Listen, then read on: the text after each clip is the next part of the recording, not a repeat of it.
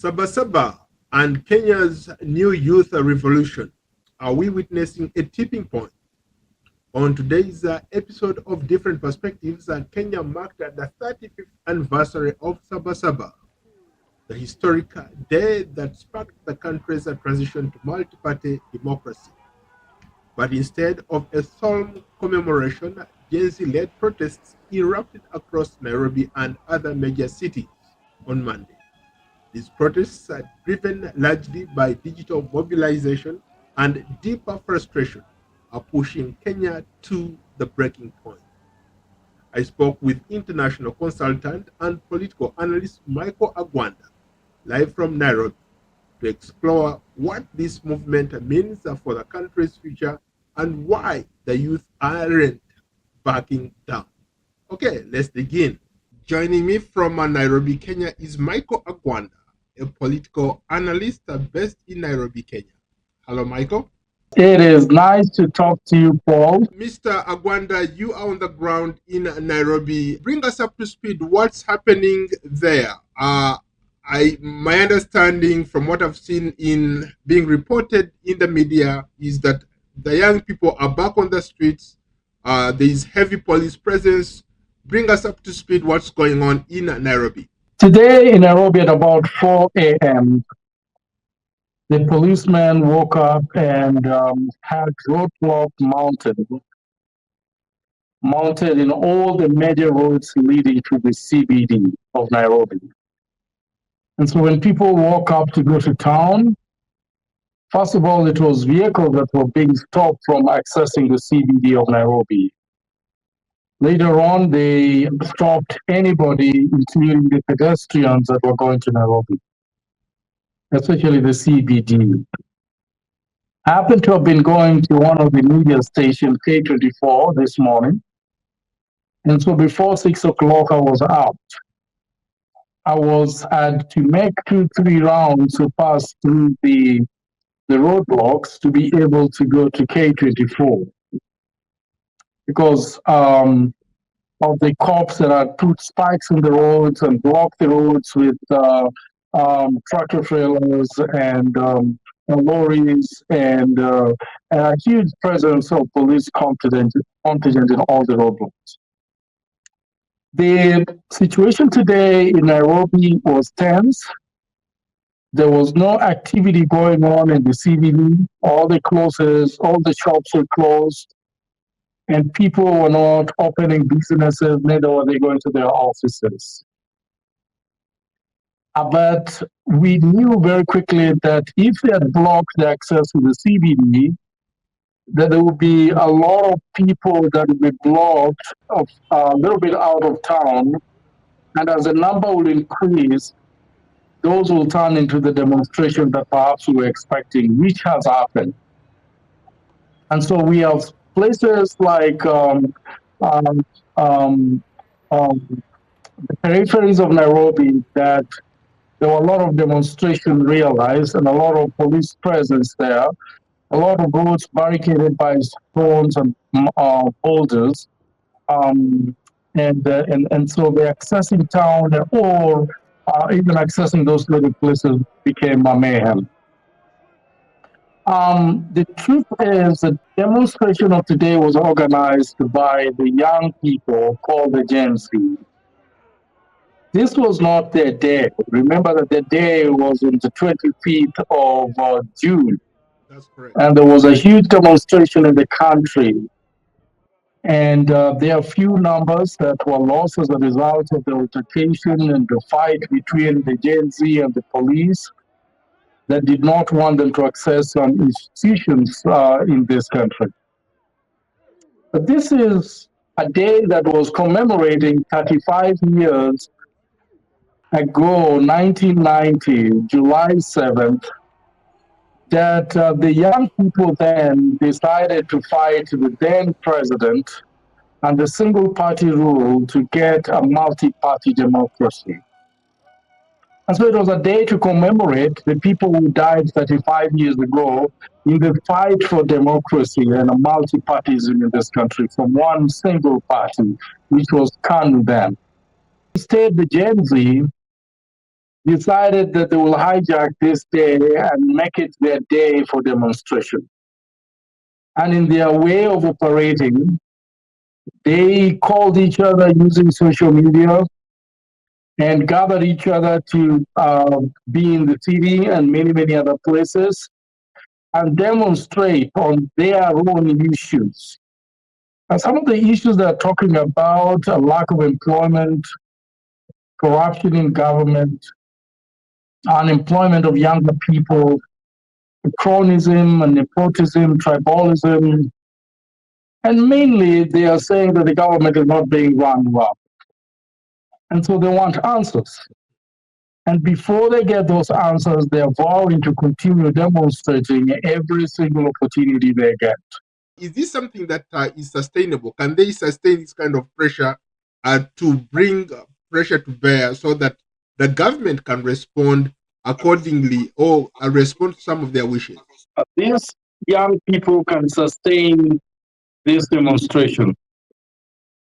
They've done it for 1 year, and they're saying they will continue doing it. When they began it, people thought that they were being funded, and people thought that some politicians were behind them. But they are saying they are leaderless and that they will sustain this war until the government responds to their quest. What? Yeah. What keeps them going? Where are they getting the energy, especially after being met with this brutal force that everybody is talking about? Police is beating them up. Police has killed some people on the streets of Nairobi and elsewhere. You have a lot of young people who are right now nursing wounds from that brutality. How can they keep pushing forward? I think what is giving them the energy they need is the fact that they are many. Okay. And the fact that they have the energy and the time. The fact that they are not being listened to. The fact that they have no jobs and that they are doing nothing in their houses. So basically what they're saying is we have time in our hands and we'll lose nothing fighting this war to the end. How about what justification does the president or the police give really to crack down on these young people? Are they breaking the law? Well, you want to understand that the mentality of these young people is like no any other generation. These are young people who are writing their funeral messages to their parents when they go on the street and saying that if I die, let the rest of the people that have been left behind continue the fight. Because the government never helped me anyway, and we are fighting to make a difference. Now, dealing with such mentality is not something that you can wish away very quickly. They are writing to the funeral homes and telling the funeral attendants to take good care of their bodies when they die.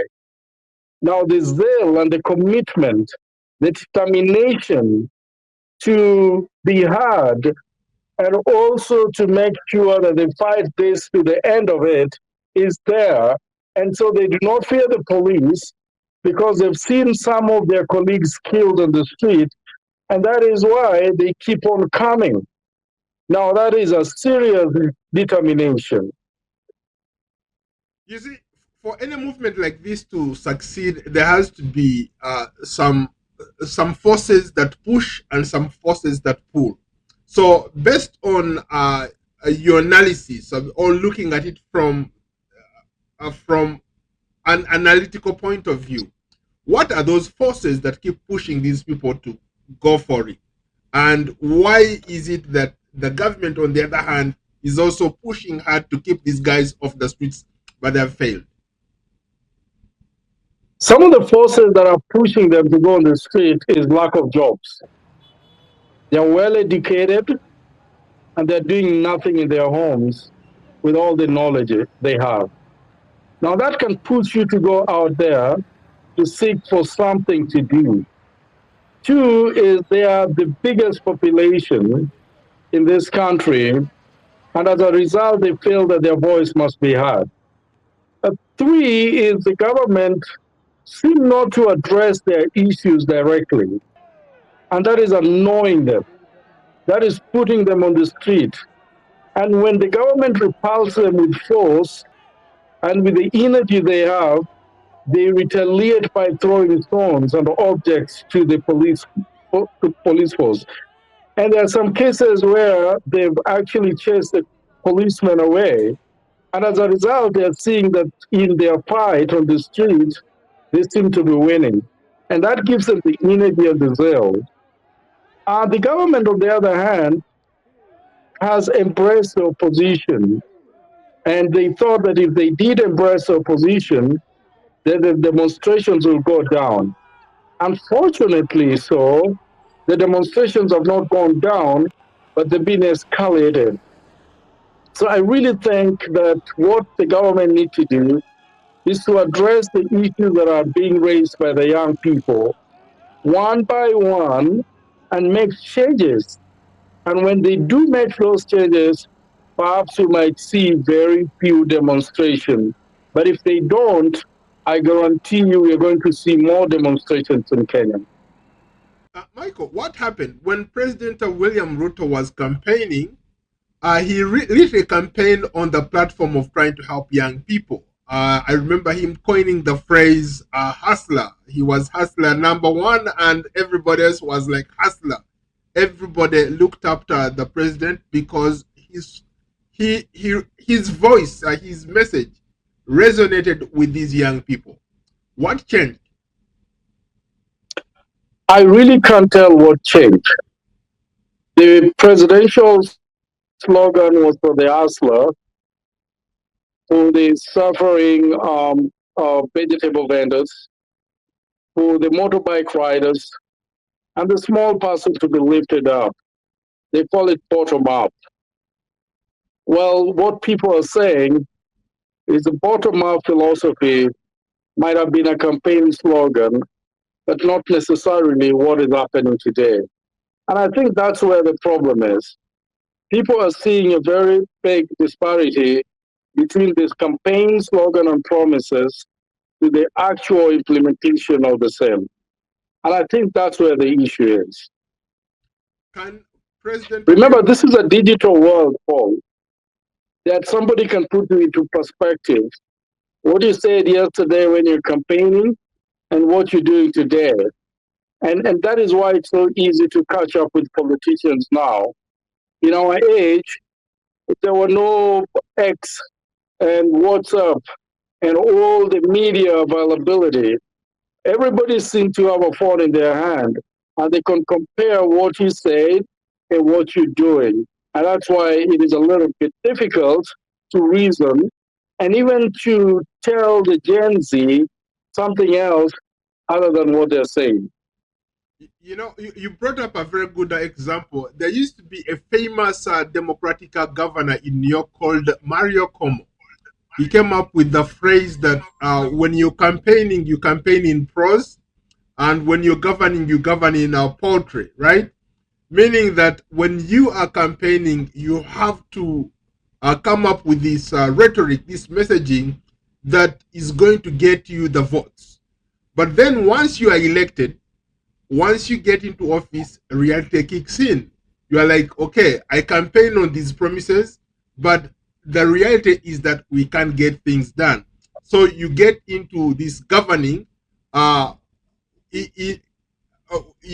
get to govern because once you're governing, that's reality. You're dealing with real life issues, and I think that's exactly what's happening here in Kenya. The president, campaign on these promises of uplifting these young people who didn't have jobs, the mamambogas on the street. Now, reality has kicked in. He doesn't know what to do for these young people. How do you square that or respond to that? I think that's a very, very true scenario. But I can also say that the president seems to be having his own, development agenda.